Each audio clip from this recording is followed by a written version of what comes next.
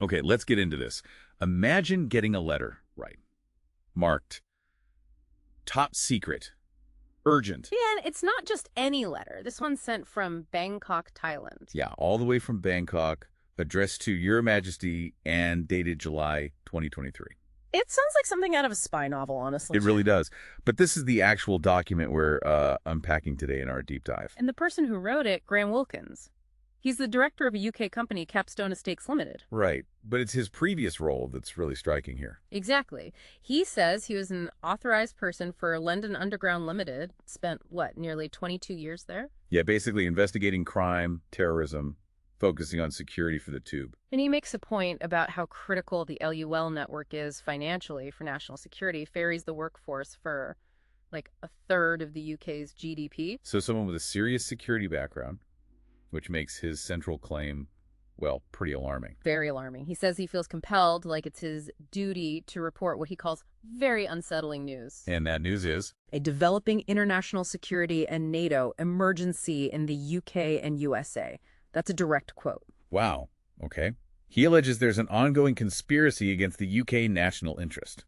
Yes, involving rogue actors inside the UK government. He thinks it's gone international now. And could be criminal, terrorist, or even hostile intelligence behind it. That's the allegation. So our job today really is to walk you through this claim, look at the sequence he lays out, the evidence he presents. And help you figure out what to make of this potential threat he's describing. So according to his letter, this all started quite a while back, around 2009. Initially just suspecting rogue elements in one government department. Right. But then by 2017, he says he learned about alleged serious corruption. Had a source, apparently. A source claiming a secret group was actively working against UK interests. Exactly. And this source even said their own computer was being hacked, likely by the same people. And this is where it seems to get personal for Wilkins himself. In 2018. Uh-huh. He says he started experiencing subtle harassment. Things like gaslighting, making him doubt himself. And his email got hacked. He suspected he was getting too close. Then fast forward to December 2022.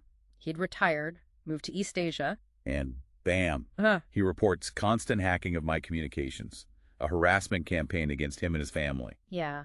He admits these cybercrimes are tough to prove in court, the hacking and harassment. But he believes they allowed him to document other crimes.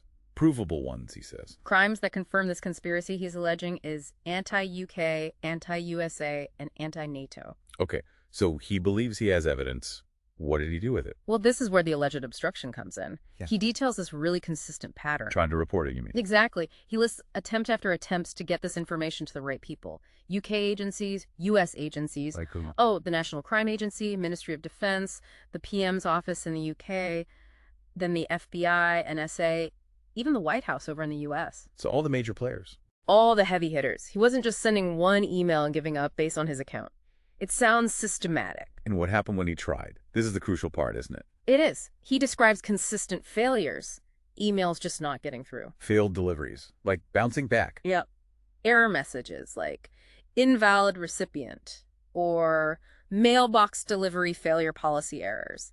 He even mentions client host blocked using Spamhaus. Spamhaus. That's a big anti-spam service, right? So his emails were being flagged as spam. That's what the error messages indicated, yes. He also mentions trying to use official contact forms on websites, FBI, the UK PM site, and seeing what he calls website hacking signs. And there was something about HackerOne, too. Right. He reported some of these technical issues, the potential vulnerabilities allowing this blockage, to the Ministry of Defense via HackerOne. Which is a platform for security researchers to report bugs. Correct. And he says the reports were just dismissed, classified as spam. So blocked emails, website issues, reports dismissed as spam.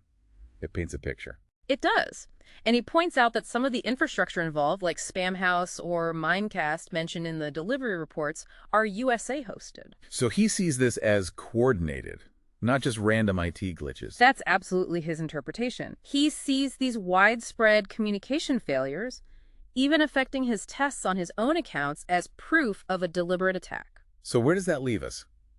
What's Wilkins' final conclusion in this letter? It's pretty stark. He basically says communications to key government, military, and law enforcement agencies in both the UK and the US. All compromised. Compromised, broken down, and under the control of what he calls hostile enemy actors. Which means, in his view, that the fundamental ability of the UK and the USA to defend themselves and even to support their NATO allies Is in serious doubt. That's his conclusion. He calls it a serious international emergency, particularly for NATO. Wow.